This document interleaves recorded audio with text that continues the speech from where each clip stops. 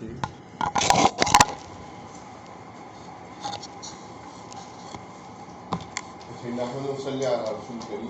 ہم نے پڑھا تھا، اس کو جلدی سے ریوائز کر لیتے ہیں. علم التجوید، تعریف، اس کی ڈیفینیشن.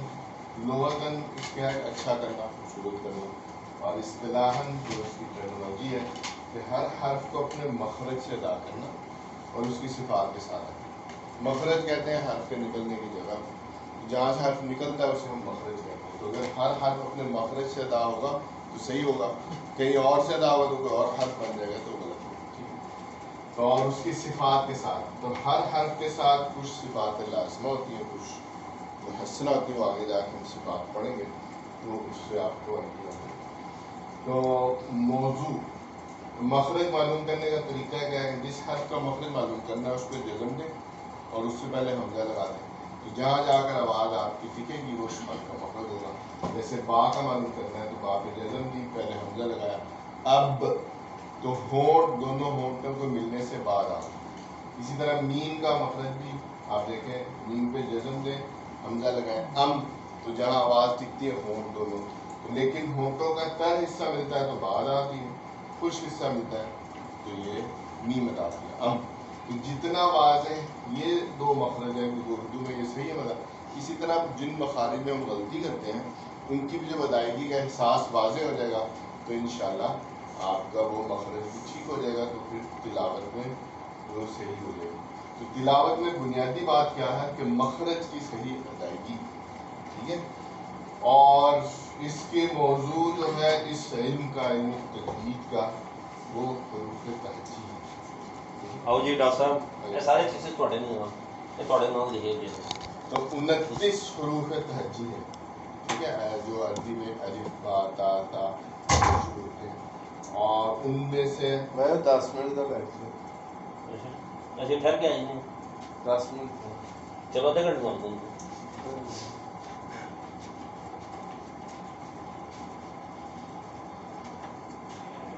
زیادہ چیزوں سے معاملہ وہ کچھ نہیں ہے. تو 29 حروف تہجی ہیں، ٹھیک ہے، جو ہم جو عربی میں استعمال ہوتے ہیں تجوید کے اندر ان کو متعین کیا ہے. انہی کے حروف تہجی اگر ٹھیک ہے تو مخارج جو ہے وہ 17 ہیں، ٹھیک ہے. تو اہمیت ہم جانتے ہی ہیں اس کی کہ اگر حروف کی ادائیگی صحیح ہوگی تو پھر آپ کی تجوید ٹھیک ہوگی. اگر قرآن کریم اگر محفوظ ہے تو اسی وجہ سے ہے کہ اس کو ہر زمانے میں ایک بہت بڑا طبقہ مسلمانوں کا جو ہے وہ صحیح تلاوت کرتا ہے، اسی طرح جیسے نبی کریم صلی اللہ علیہ وسلم. تو اس وجہ سے اس میں تحریف کہ اس کو بدل دے کوئی، اس کو ممکن نہیں رہا. تو یہ بچہ بھی جو ہے وہ بھی غلطی پکڑ لیتا ہے اگر اس نے اچھے قاری سے یاد کیا ہو. اور غرض و غایت، کیونکہ یہ اللہ کا کلام ہے اور اللہ کے کلام کو اللہ تعالیٰ کی رضا مقصود ہے اور قرب اس کا حاصل کرنا. تو تلاوت اچھی سیکھنے کا اصل، یہ تجوید سے پڑھنے کا اصل مقصد یہ ہونا چاہیے کہ اللہ تعالیٰ کا قرب حاصل ہو، جو اس کائنات کا مالک ہے، جو رب ہے ہمارا، اور جس کے پاس ہم نے مرنے کے بعد جانا ہے. اگر اس کا قرب حاصل ہے تو یہی اصل مقصود ہے ہماری تمام نیکیوں کا اور خاص طور پہ اس پر تجوید. اب ہم جو مخارج ہیں، ہم نے کہا کہ تجوید کے اندر جہاں سے حروف ادا ہوتے ہیں وہ مخارج جو ہے ان کی تعداد ہے 17. تو ایک ایک کر کے مخرج ہم پڑھ لیتے ہیں تاکہ جلدی سے مجھے سمجھ آئے. تو آج جو ہے وہ پہلا مخرج ہے حروف ہوائیہ.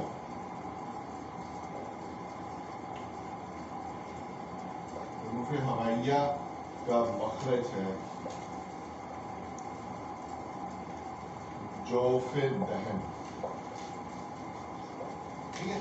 جوف دہن کیا ہے؟ یہ منہ کے اندر جو خلا ہے ہمارے پاس منہ کے اندر، تو ان میں سے 3 حرف ادا ہوتے ہیں.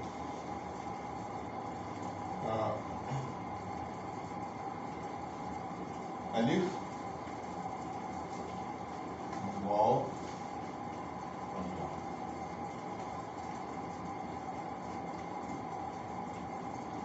لیکن الف کیا ہے؟ ساکن. الف کون سا؟ واو بھی ساکن، اور یا کیا ہے؟ साकिन का मतलब है इस पे कोई हरकत नहीं, ठीक है। तो अरबी में जो हरकतें हैं हरूफ पर वो 3 है, बा जबर बा, ठीक है, उसको जबर कहते हैं, अरबी में फतहा कहते हैं, बाज़ेर बी, ठीक है। और तीसरी हरकत है बापेश, तो जिस पे कोई हरकत ना हो उसे हम साकिन कहते हैं, उसको जज़म कहते हैं, जज़म या साकिन, जिस पर कोई हरकत ना हो उसे। तो हरकत 3 है, ठीक है, फतहा और कसरा और वम्मा, फतहा जबर ज़ेर पेश, ये हम सब जानते हैं, ठीक है, उर्दू की तरह। तो लेकिन इनकी अदायगी में भी उर्दू में और इसमें थोड़ा सा फर्क अच्छी तरह ले के रखना है। तो जब आप कहेंगे ना बाज़ेर बे नहीं है, बाज़ेर बी पढ़ना, बापेश गो नहीं है, बापेश गू, ठीक है। ये अदायगी में हरकत को वाज़ेह करके पढ़ना है ताकि ये वजाहत हो। हाँ, अब हम आ रहे हैं दोबारा इसकी तरफ, ये हरकत समझ आ गई। तो इसके हरूफ हवाइया 3 है और ये 3 हरूफ अलिफ साकिन, वाव साकिन, या साकिन, ठीक है। अच्छा, अब अलिफ साकिन जो है इसके एक और लफ्ज़ में झटके, इसमें झटका नहीं देना आपको, ठीक है, बेझटके पढ़ा जाता है, ठीक है। ये और जिसमें जबर आएगी अलिफ उसको हमजा कहते हैं, जिस पे कोई हरकत होगी या उस पे झटके से पढ़ा जाएगा उसे हम क्या कहेंगे, हमजा। तो हमजा का ये मखरज नहीं है, लेकिन हमजा और अलिफ में फर्क पहचानना बहुत जरूरी है, ठीक है। हमजा को इस तरह भी लिखा जाता है, हमजा को अलिफ के ऊपर ऐसे लिखते हैं, ठीक है। अब देखें अगर हमजा पर हम दें जबर, तो हमजा जबर आ, हमजा जेर ई, हमजा पेश ऊ, और हमजा जज़म जा, झटके से पढ़ना जा, ठीक है। मसलन आप देखें जा जा, ठीक है। तो अस्समा, आसमान, समा पे जज़म पड़ी तो अस्समा, तो ये हमजा आपने झटके से पढ़ा। लेकिन अलिफ में जब आएगा, ठीक है, इसका बा अलिफ, बा, ये अलिफ जो है जज़म है, ये हमजा नहीं है, तो अलिफ साकिन, ठीक है, जिससे पहले हर्फ पर जबर हो, ये झटके पढ़ा जाएगा, और इससे पिछले हर्फ पर क्या हो, जबर हो, पिछले हर्फ पर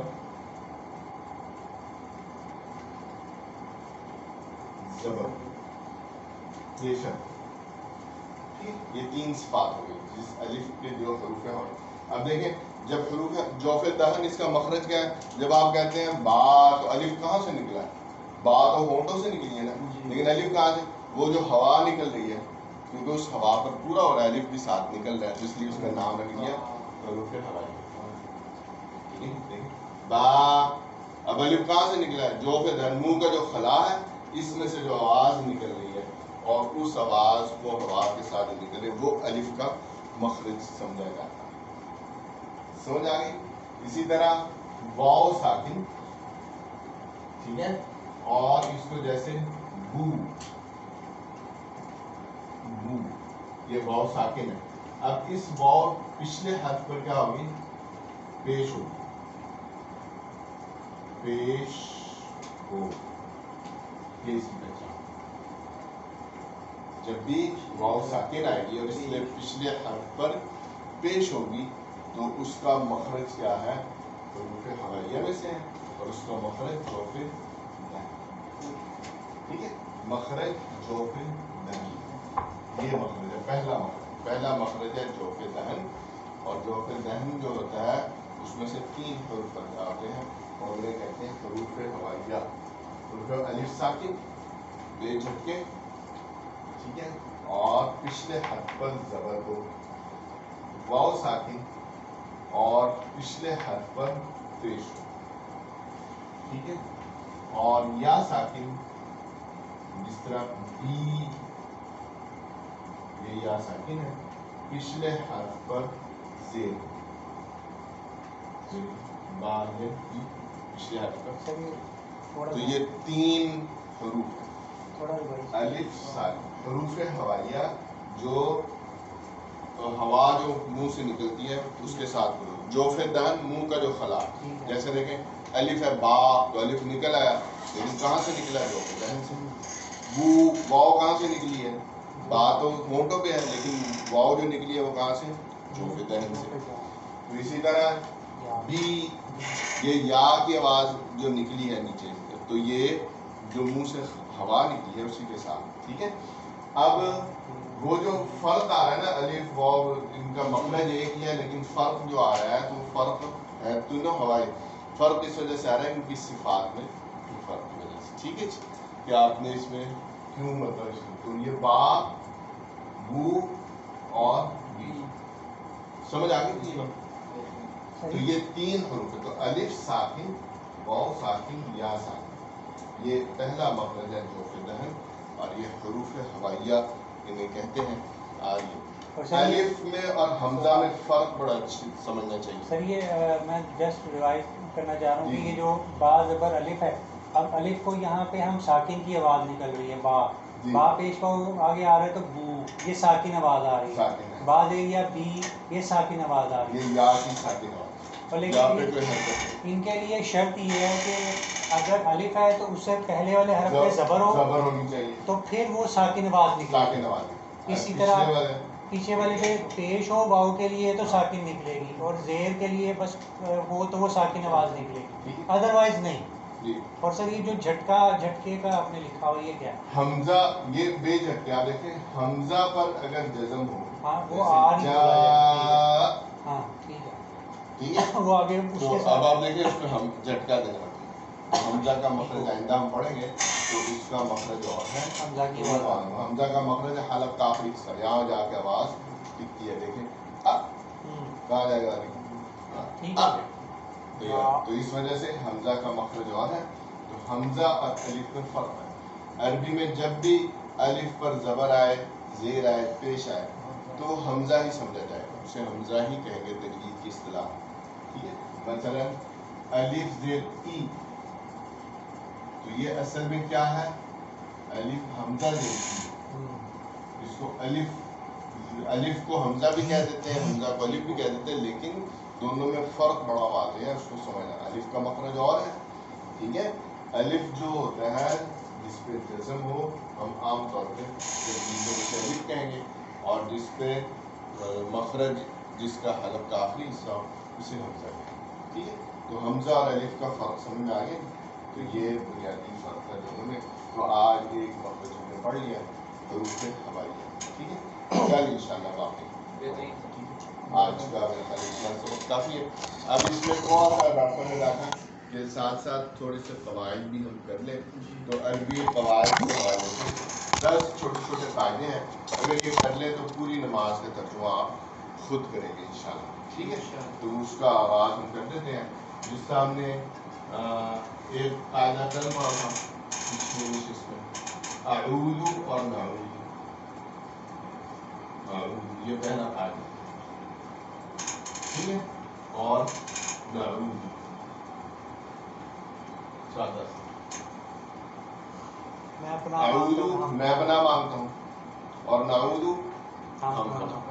ٹھیک ہے. اب جتنے بھی آپ اردو میں جن کا معنی آپ کو آتا ہے اس کو اس پہ جو ہے حمزہ اور یہ لگائیں اس وزن پر لیں تو آپ کو اس کا ترجمہ مثلا عبادت اعبدو نعبدو اسجدو میں سجدہ نسجدو ہم سجدہ کرتے ہیں. ٹھیک ہے. ادخلو میں داخل ہوتا ہوں ندخلو ہم داخل اخرجو میں نکلتا ہوں نخرجو ہم نکلتے. سمجھ آ گئی. یہ ایک پہلا قاعدہ ہے یہ ہم نے پہلے کر لیا تھا. تو آج کا قاعدہ دوسرا قاعدہ ہے اعوذ باللہ. بی کا مطلب ہے ساتھ زیادہ ترجمہ اس کا ساتھ. ٹھیک ہے. لیکن کا کی کے اردو میں جو آتا ہے اس معنی میں بھی با محاورہ جب کریں گے نا تو اس معنی میں بھی آتا ہے. ٹھیک ہے. لیکن اصل اس کا جو معنی بنتا ہے وہ کیا ہے ساتھ. مثلا بالقلم کیا معنی بنا قلم کے ساتھ. بالعقل عقل کے ساتھ. ٹھیک ہے. بالقلب دل کے ساتھ. بی کا مطلب ہے ساتھ، ٹھیک ہے. تو آپ دیکھیں بی میں نے ساتھ، بالقلم قلم کے ساتھ، بالعقل قلم کے ساتھ، بالقلب قلب کے ساتھ. تو اعوذ میں پناہ مانگتا ہوں، باللہ اللہ کی، یعنی میں اللہ کے ساتھ ہوں، اللہ کی پناہ ہوں. ٹھیک ہے، تو محاورت کریں گے اللہ کی پناہ مانگتا ہوں. ٹھیک ہے، سمجھ آئے گی. تیسرا قاعدہ ہے من. ٹھیک ہے، سورہ فاتحہ میں جو ترتیب آ رہی ہے نا اسی ترتیب سے قاعدے یاد کر لیں گے تاکہ جب آپ سورہ فاتحہ پڑھیں تو ایک ایک لفظ کا آپ کو ترجمہ آئے. تو اور یاد تو ہے ہی سب کو. ٹھیک ہے، تو من میں نے ہوتا ہے سے، من الشیطان الرجیم، شیطان مردود سے.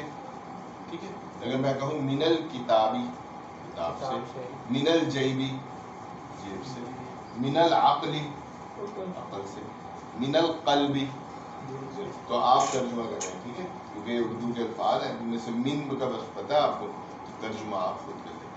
اس طرح چھوٹے چھوٹے یہ الفاظ اگر 10 کر لیتے ہیں تو پوری نماز کا ترجمہ آپ خود کر لیں گے. تو کتنا آسان ہے. ٹھیک ہے، اور واقعتاً اللہ تعالیٰ نے جو قرآن کریم میں بھی فرمایا کہ وَلَقَدْ يَسَّرْنَا الْقُرْآنَ لِلذِّكْرِ، ہم نے قرآن کو آسان کر دیا ہے، لِلذِّكْرِ یاد دہانی. فَهَلْ مِن مُدَّکِرٍ، کوئی ہے جو اس سے نصیحت حاصل کرے. ٹھیک ہے، تو انشاءاللہ ہم نصیحت بھی حاصل کریں گے اور تلاوت بھی سیکھیں گے اور انشاءاللہ قواعد بھی آہستہ آہستہ کریں گے.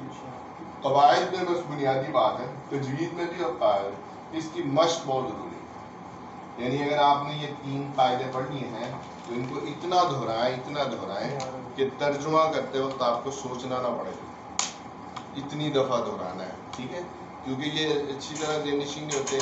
جس طرح آپ دیکھیں کہ شروع میں ہر لینگویج، ہر زبان میں اسی طرح ہی ہوتا ہے کہ شروع میں اس کو ذہن نشین بار بار دہرانا پڑتا ہے مشق. جس طرح انگلش میں ہم پہلے شروع میں تھے، بعد میں پھر جب ذہن نشین ہو جاتی ہے، پختہ آتی، پھر سوچنا نہیں پڑتا. اس کا اللہ من الشیطان، اسی میں آگے تینوں ہی پہلے آج ہم نے تو ترتیب سے کریں گے سورہ فاتحہ، اس میں سارے آ جائیں گے. اعوذ میں اعوذ میں باللہ، پناہ مانگتا ہوں، باللہ اللہ کی، من جب ہمیں مطلب آپ دیکھیں انگلش جب سیکھی تھی تو اس کو کہتے تھے دس از اے بک، دس کا مطلب یہ ہے. ٹھیک ہے، اور اس کا مطلب ہے. ٹھیک ہے، اور ایک کا مطلب ایک بک میں نے کتاب، تو الگ الگ کرتے تھے نا لفظ. لیکن آپ جب بولنا ہو یا سننی ہو تو پھر ہم ایک ایک لفظ کا خود ذہن نشین ہے. تو اس وجہ سے مکھن کھاتا اسی طرح شروع میں لفظی کرنا پڑے گا. یہ اس کو پختہ اتنا ہے، پھر آئندہ انشاءاللہ آپ کو ترجمہ سمجھ آنا شروع ہو جائے گا انشاءاللہ. ٹھیک ہے جی، تو یہ تو تجوید کے ہم نے کہا تھا کہ اس کی مشق بہت ضروری ہے، اور مشق میں سب سے ضروری چیز کرنا ہے کہ ہم تحقیق کے ذریعے سے تلاوت کریں. تلاوت کر لیں اور مشق کریں. یعنی ہم نے کہا تھا کہ مشق کے 3 طریقے ہیں. ایک ہم نے کہا تھا حدر، تجوید اور تحقیق. تحقیق کے طریقے سے مشق کرتے تھے، تشریح اس سے اب ہم تلاوت کرتے ہیں اعوذ باللہ بسم اللہ. تو امید ہے کہ اعوذ باللہ پڑھتے ہوئے پورا ترجمہ آپ کر لیں گے. اعوذ میں پناہ مانگتا ہوں، باللہ اللہ کی، یعنی اللہ کے ساتھ ہوں، من میں نے سے، من الشیطان الرجیم، شیطان مردود سے. اسی طرح آپ دیکھیں بسم اللہ، اسم کا مطلب ہوتا ہے نام. آپ کا اسم کیا ہے؟ آپ کا اسم میرا اسم بسم اللہ، اللہ کا نام. تو بی لگ گیا شروع میں، اللہ کے نام کے ساتھ بسم اللہ. تو کیا معنی بنا؟ اللہ کے نام، بسم اللہ. اور رحمان الرحیم، بہت مہربان نہایت رحیم. یہ اس کی تلاوت کر لیں. اعوذ باللہ من الشیطان الرجیم. اعوذ باللہ من الشیطان الرجیم. أعوذ بالله من الشيطان الرجيم.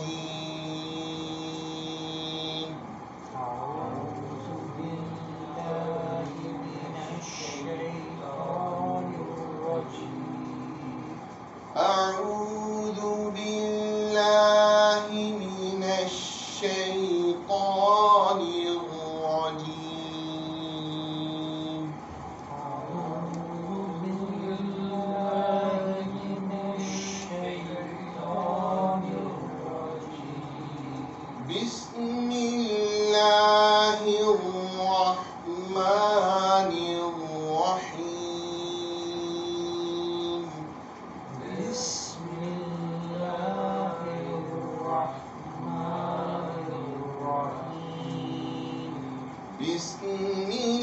الله الرحمن الرحيم بسم الله الرحمن الرحيم. صدق اللہ انشاءاللہ جزاک اللہ. جمعہ نو کسی دی کلاس ہے نہیں صبح